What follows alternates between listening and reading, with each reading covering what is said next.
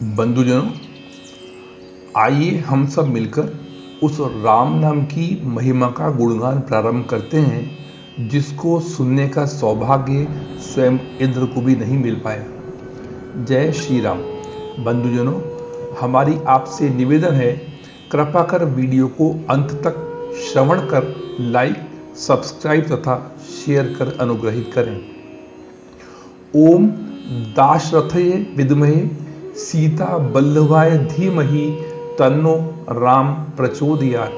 बंधुजनों, यह मंत्र श्री राम गायत्री मंत्र के नाम से विख्यात है, जो भगवान राम को दशरथ के पुत्र और माता सीता के पति के रूप में संबोधित तो करता ही है, अपितु इस मंत्र के द्वारा याचक अपनी विचार की स्पष्टता और सही निर्णय लेने की शक्ति में वृद्धि की प्रार्थना करता है।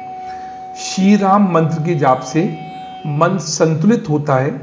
इस मंत्र के निरंतर जाप से अशांत मन को शांत किया जा सकता है। यदि किसी को अनिद्रा की समस्या हो रही है तो उन्हें इस मंत्र का जाप करना चाहिए, चूंकि यह मंत्र मन को शांत रखता है, मस्तिष्क में सामंजस्य और संतुलन बनाने में मदद करता है। अतः इस तरह नींद नहीं आने की समस्या से भी मुक्ति मिल जाती है।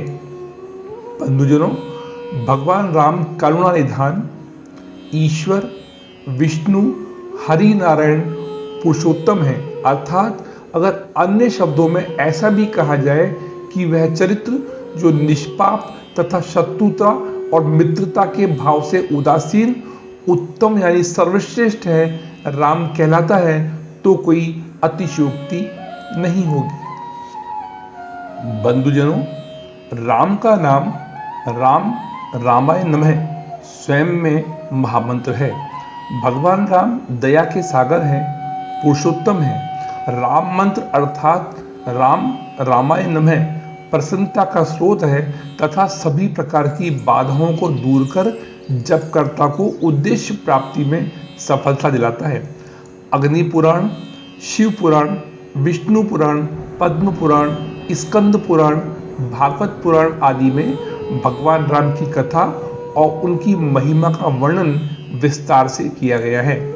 बंधुजनों, पूज्यपाद तुलसीदास जी श्री रामचरितमानस की एक मार्मिक कृति में मनुष्य को संबोधित करते हुए लिख रहे हैं, राम नाम मनि दीप धरु जीह देहरी द्वार, तुलसी भीतर बाहे रहूं जो चाहसी उजियार। अर्थात हे मनुष्य, यदि तू भीतर और बाहर दोनों ओर उजाला चाहता है तो मुख रूपी द्वार की जीभ देहरी पर राम नाम रूपी मणिदीपक को रख, क्योंकि ब्रह्मा द्वारा बनाई गई सृष्टि के लोग इस राम नाम को जपते हैं।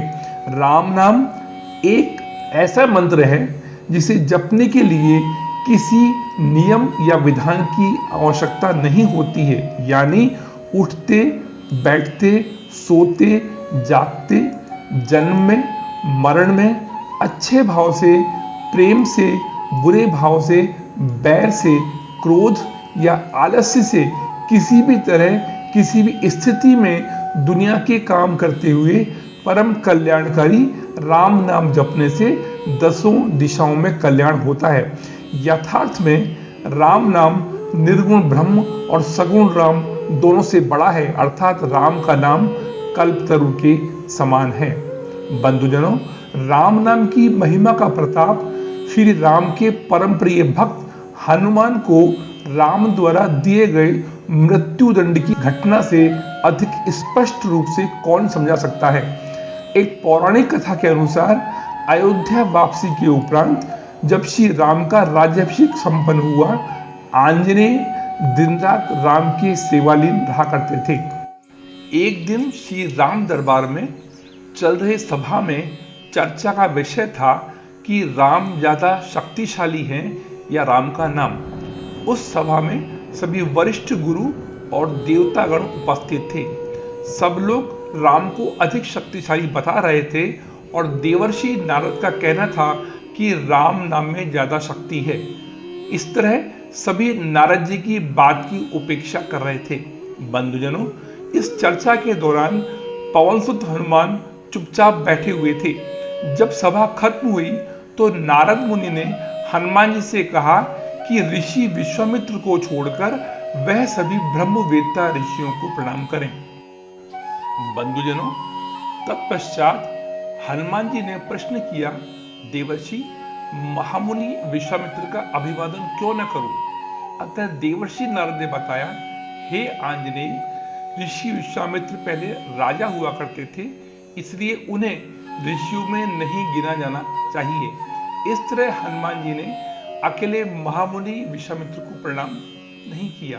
बंधुजनों, परिणाम स्वरूप ऋषि विश्वामित्र, जिन्हें बात बात पर क्रोध के लिए जाना जाता है, आक्रोशित हो गए और हनुमान जी के इस दोष के लिए मृत्युदंड की सजा हेतु राम को आदेश दिया। श्री राम अपने गुरु विश्वामित्र का आदेश टाल नहीं सकते थे, इसलिए उन्होंने हनुमान वध करने का निश्चय कर लिया। बंधुजनों, मारुति नंदन ने देवर्षि नारद से इस संकट का समाधान पूछा। नारद ने कहा, आप निश्चिंत होकर बिना एक क्षण रुके और विश्राम के राम नाम का जाप करना प्रारंभ करें। हनुमान जी ने ऐसा ही किया। वो आराम से बैठकर राम नाम का जप करने लगे। बंधुजनों, श्री राम ने केसरी नंदन पर साधारण बाण, विविध दिव्य शस्त्रों तथा ब्रह्मांड के सबसे शक्तिशाली शस्त्र ब्रह्मास्त्र तक का उपयोग किया, लेकिन कोई भी शस्त्र हनुमान जी का बाल भी बांका न कर सका, क्योंकि राम नाम जपने से एक विलक्षण शक्ति पुंज पवन सुत के चारों ओर ढाल की तरह उपस्थित था, जिसको कोई भी शस्त्र भेदने में असमर्थ था। बंधुजनों, इस तरह भगवान राम के प्रयासों की अधिकतम सीमा पार होने तथा देवर्षि के आग्रह पर विश्वामित्र जी ने आंजनेय को क्षमा किया। अतः यह सिद्ध है कि राम से बड़ा राम का नाम है। बंधुजनों, श्री राम नाम की महिमा के विवेचन में अगर कुछ त्रुटि रह गई हो तो उसके लिए क्षमा प्रार्थना और अगले सत्र में मिलने की जिज्ञासा के साथ जय श्री राम। धन्यवाद।